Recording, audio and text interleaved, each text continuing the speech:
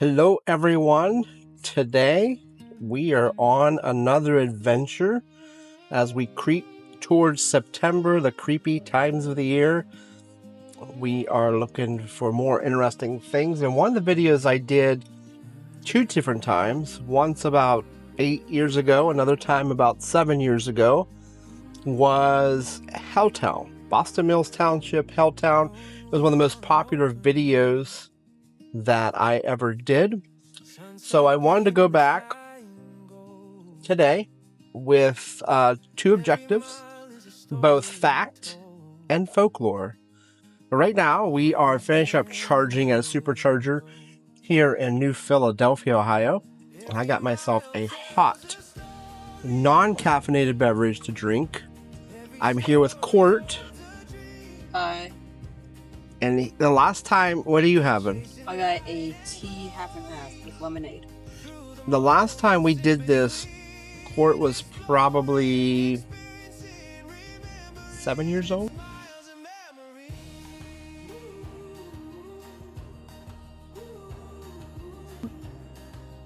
Maybe, yeah. 6 or 7 years old. So it's been a while. But I'm gonna take a drink of this coffee and see how good it is. It's good. It is good. So this new point of view that I'm talking about is I actually purchased the Ray-Ban Meta glasses. So I thought this would add a very interesting element to the adventures that we go on with vlogs, that you can actually see from my point of view certain things, and I'll try to incorporate as much as possible, both with photos and videos. If you want to see more of this stuff though, find me on Instagram, TikTok, and Facebook, because I'll be putting a lot of that stuff on there. But we are finishing up charging here, and then we will hit the road.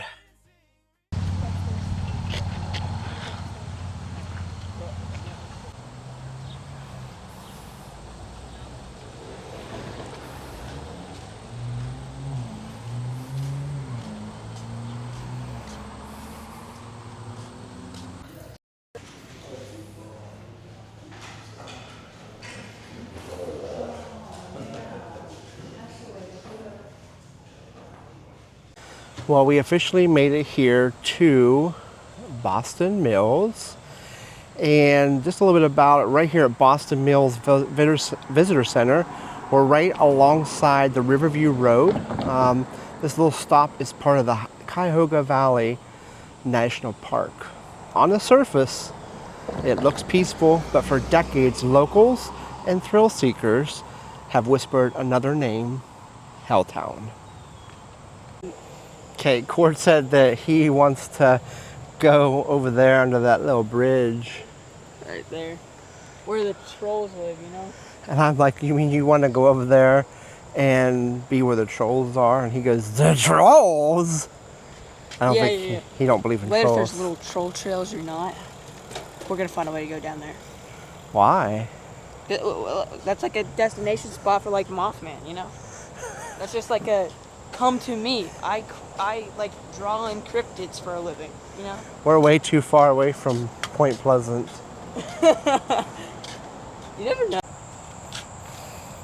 Okay, Court's going to get in the Cuyahoga River. It's probably gonna be super cold. Is it cold? It's pretty cold. It's like colder than a pool. I bet it is.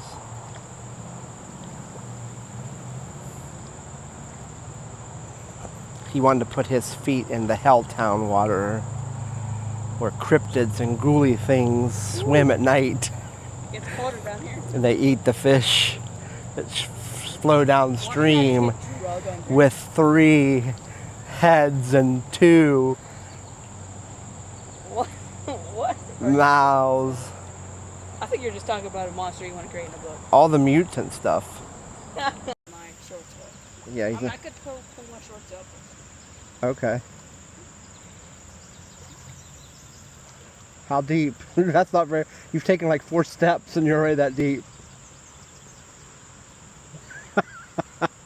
I see underwear. That's okay. Oh, imagine I just fallen. Yeah, you take baby steps in rivers. Why? Why do you have me do this? I got pants wet now. Is my pants? Nope. I'm knee deep. He's knee deep. Oh no, I'm kidding. No, I'm Knee deep with farmer's leg tan. kidding. Yeah, you can see it starts right here. That's how y'all know I don't wear like shorts, bro.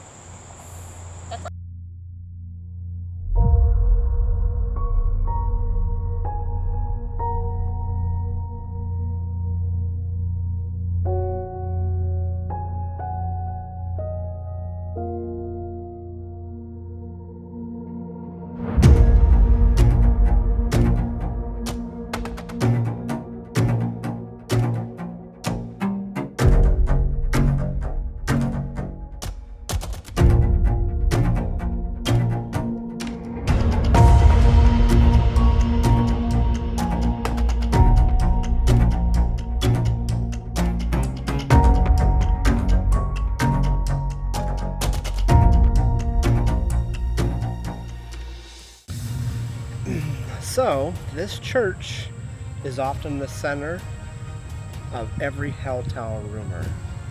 People pointed to its Gothic windows, claiming the crosses were upside down, proof of a satanic worship. In reality, it's just a Gothic revival architecture. The fear was in the eye of the beholder. So you can see that there is a lot of older ornate decorations on this church that people just created some folklore around. I mean, it's actually a very beautiful church. It's called the Mother of Sorrows. It's a Roman Catholic church and it was established in 1882. And you can see like the actual church is here, and then it looks like the parsonage is over here, probably where the priest or the caretaker of the church lived. There's a separate address there and it's connected to the church, which is often what we see. But I will actually put the GPS locations of this particular church in our premium members site. So if you're one of our premium members, then you will have access to the GPS location of this spot.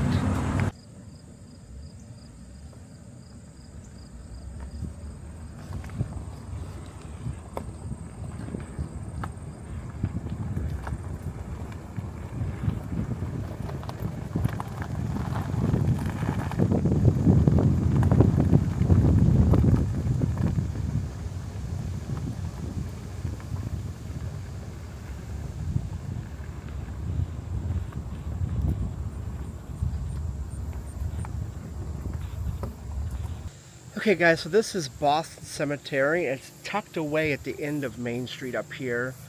And some say that these trees aren't what they seem. They say that there's whispers in here. There's all kind of apparitions, things of all the creepy, crawly, naturey things. But in fact, with everything that happened around here in the 1970s and the houses that were acquired by the government and things became abandoned, they just decided they would make a lot of folklore and rumors about this place just to give this area some appeal. And at one point throughout history, you know, people actually was coming here and destroying things, which is something we often see that happens with areas of high interest. People will just come and randomly destroy things. But this area has a lot of history.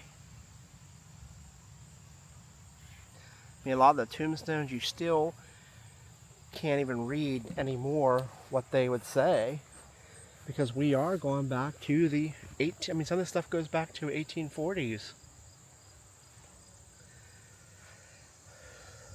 So it's actually a beautiful cemetery for being so far out in the middle of nowhere.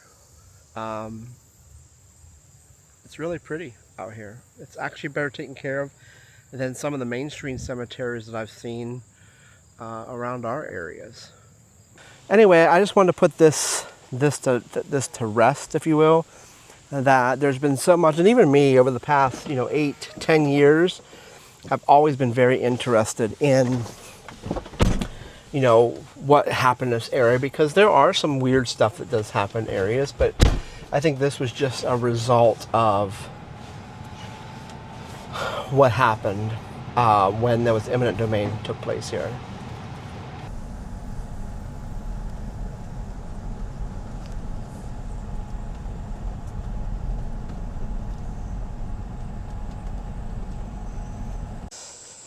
Okay, so when we pulled up to the area where the Stamford house is, I will put GPS locations for everybody that's part of our membership group. But I actually go back and look at the YouTube video, because I had not seen it or recognized it, because it has been so long that I'm going to show you guys what it used to look like, because I had a hard time recognizing it. So you can see this is coming down Boston by the house here. It's on the right, and then you turn in and you can see it goes straight to the cement abutment area. So to kind of give you some idea, this is the road that we drove down here. And then as we drove this way, this would have been the cement abutment area that we had come across, where the sign was up and said that it was closed. So I'll walk down here and give you guys a better view of that. Okay, so this is the actual area that we came upon initially. So you can see here in the video, all the markers line up.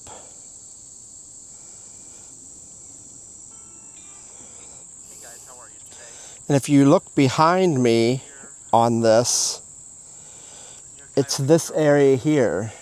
Here at what's called Helltown. So now this has been transformed. This used to be a little pull off. You could barely pull off right here, just down the road from the Stamford house.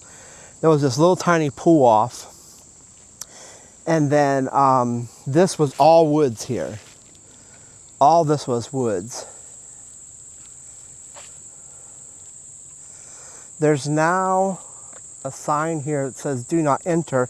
I don't know if that means like vehicles or people, because they have what looks like a bicycle trail set up right here. So I don't know really what that entails. So what I'm going to do is I'm going to take a look at my drone fly app and see if I can request to fly in this area here.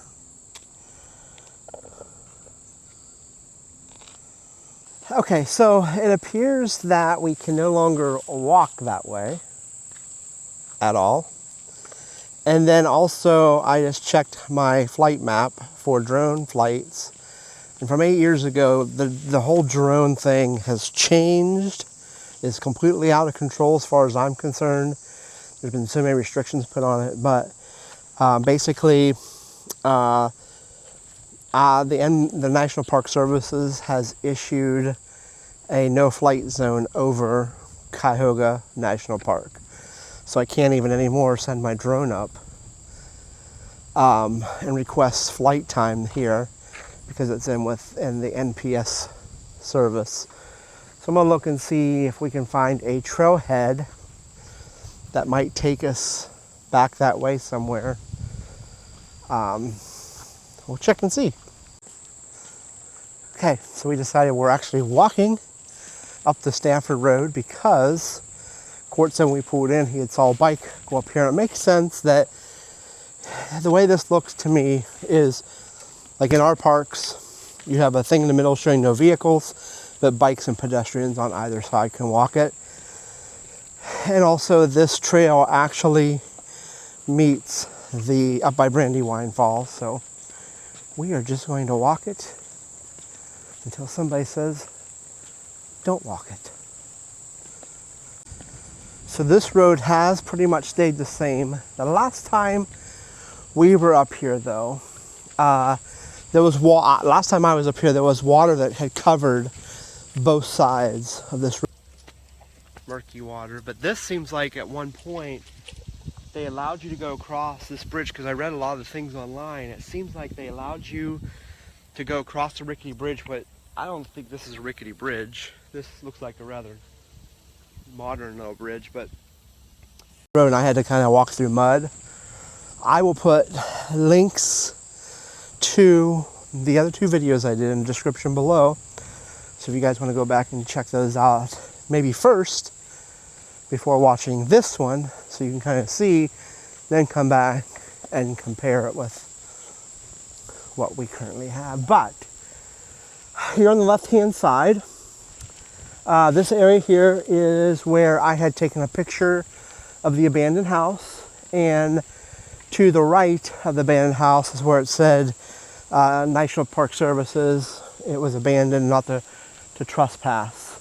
It was right here in this general area is where that took place, and we'll put a video or picture right beside it of what that looked like.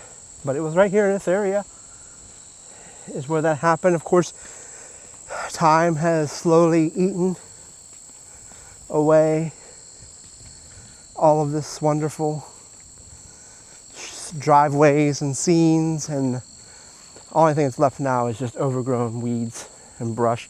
But you can see the mud cracks where it actually floods through here, and there's like a marsh over here.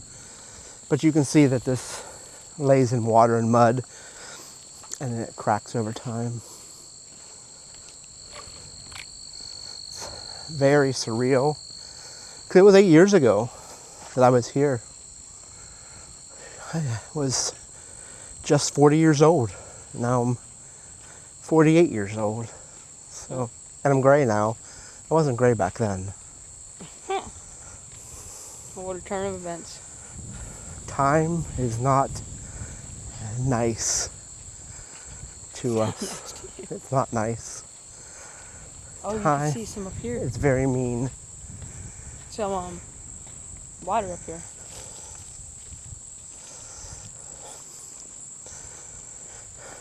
Yeah, you can tell up here.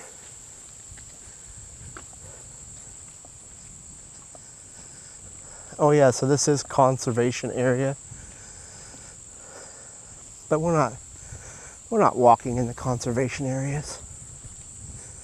I remember this little walk path here. I don't know what this was for. Oh, it's probably used to go around the floods when they happen.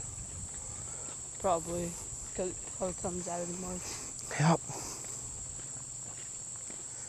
But you can see up here, and it's not rained for at least a week, and you can see that there's still water just lying. And then over here's that little path. That's where people walk to get through here when this water comes over and floods the whole road. I'll put a little snippet or a photo of that video here so you can kind of compare what it looked like. And I walked out around like this. I walked out around like this to get around this area.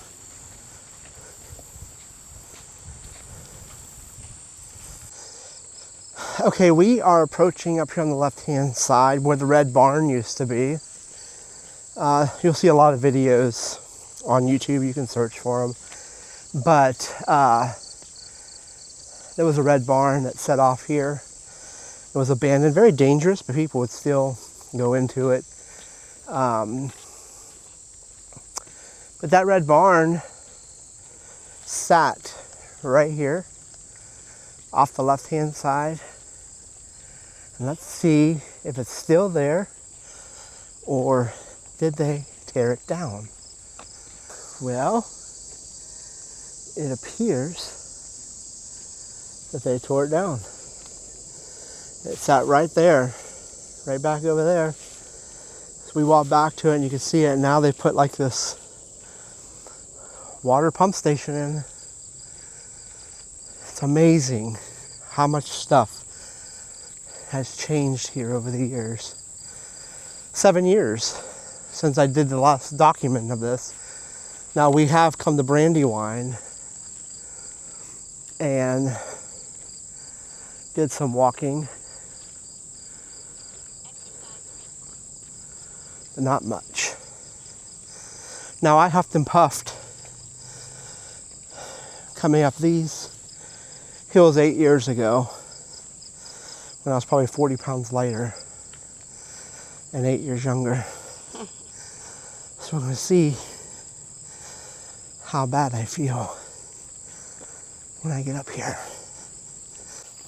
So, very much out of breath, but we are at another stop. It's known as the end of the world. And because of this steep decline, people would come up over this hill too quickly and usually have wrecks up here. So this became known as the end of the world. So you would come up here, this is old Brandywine Road, and then this is the end of the world. And then we have several trails. Trail goes back that way. Trail goes out here. We'll walk out here so I can have a little bit of a break. But there are trails that go back all of the Brandywine fall paths. So in my second episode, you'll see me walk out this road and I pass some people and I make some comments like I wouldn't be walking out here as a woman by myself because I wouldn't be this far out. But you can see how overgrown that has gotten in just 7 years.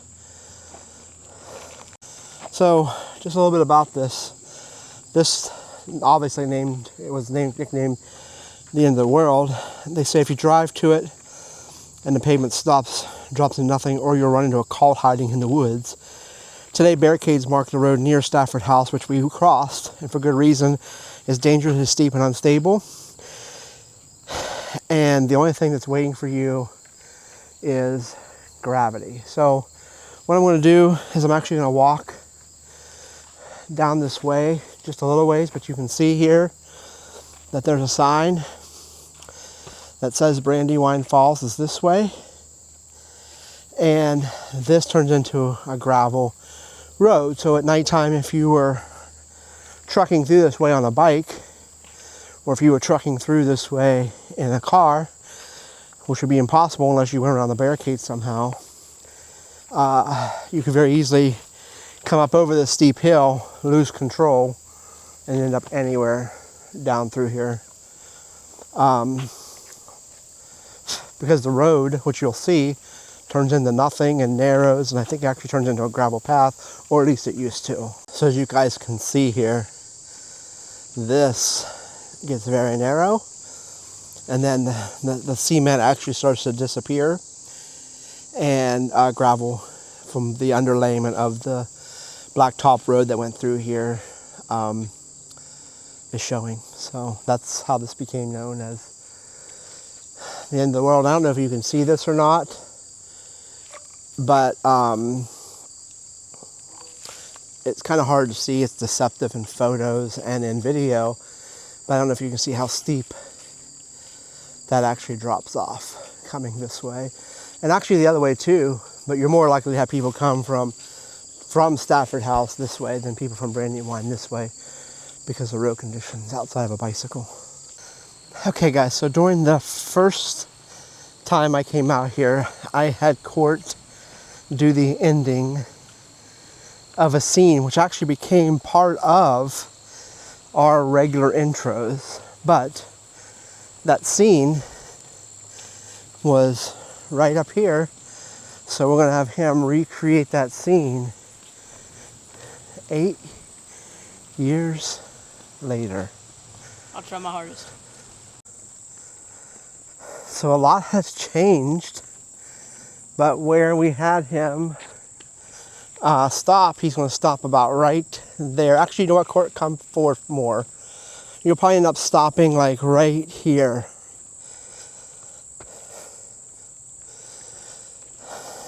But this is the area, because how I know this is absolutely the area is that this cement abutment right here, I was there. The 2 rocks on either side was not there, and we actually walked out around the crossing. But right where Court's at roughly, this is the scene. So he's now gonna walk forward and he's gonna try to duplicate.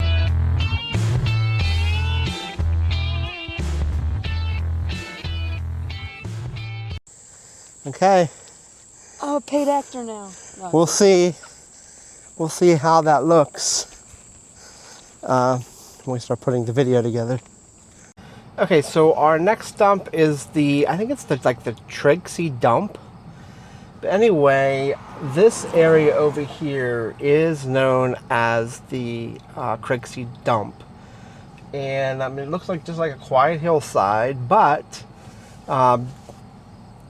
in the 1970s, there were decades of chemical waste that led to contamination so severe that the EPA declared it a Superfund site. And out of this dump, because some company was illegally letting chemicals be dumped here, there was a legend called the Peninsula Python that was born. And it allegedly was a giant mutant snake said to slither the valley. While the monster was a pure myth, the pollution was actually real. While the monster was pure myth, the pollution was very real here. Today, the site is pretty much closed off. They've actually got signs everywhere that says do not park on either side of the road. But yeah, you can no longer get to it. But this little grassy area here, and you can actually see it maybe a little better here. But you can see it's still labeled on the map as the dump.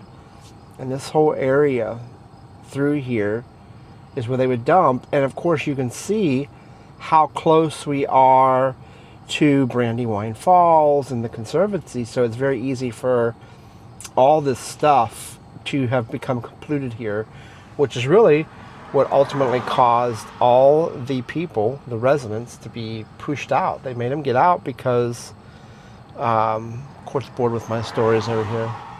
But they pushed them all out because the chemical spill, it was dangerous.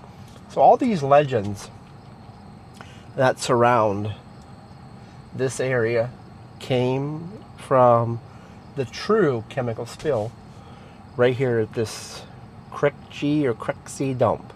You can see it right here on Google, or I'm sorry, rather, I don't know what maps this is, it's Apple Maps.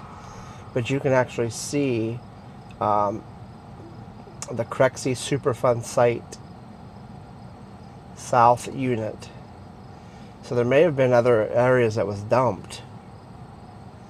If that's called the South Unit, surely there were other areas that were dumped on too.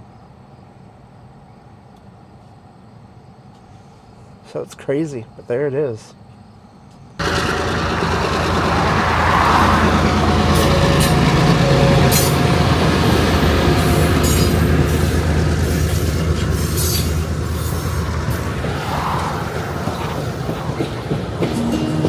Every mile tells a story. So guys, in closing, was Boston Mills ever truly Helltown? No, it was never the official name. It was born out of the pain that came in the 1970s when a chemical spill happened and people had to leave their homes and had to give up their homes for eminent domain to the federal government. Empty houses and eerie nights gave way to myths of the cults, ghosts, and monsters. But the truth is more complex. This valley is a mix of both history, resilience, folklore, and food. And that combination turned Boston Mills into one of Ohio's most fascinating legends. Thank you for joining us on this quick trip to Boston Mills Township here in Ohio. And until next time, our next journey, keep questioning the stories and always keep seeking the truth. We're chasing life.